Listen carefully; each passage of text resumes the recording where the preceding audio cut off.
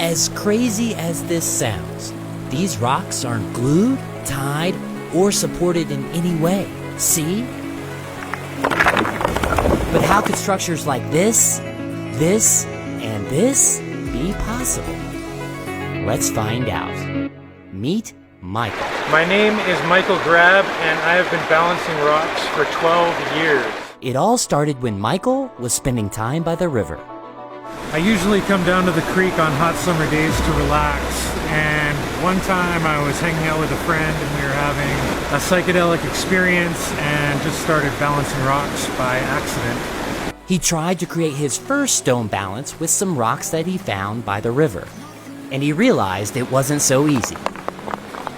But with a little bit of persistence, he made his first stone balance. In order to do it, you have to focus on these very tiny vibrations. To stay focused on those vibrations is like purely focused on now. You tap into the animal mind, or like a flow state.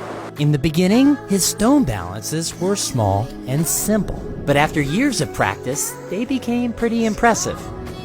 He makes them with different rocks, in different countries, all around the world.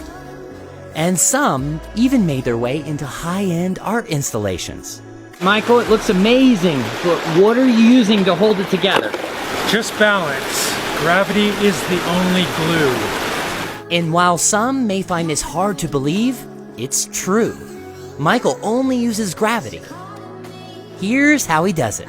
First, he finds a stable rock to use as a base. Then, he looks for rocks with special shapes and surfaces.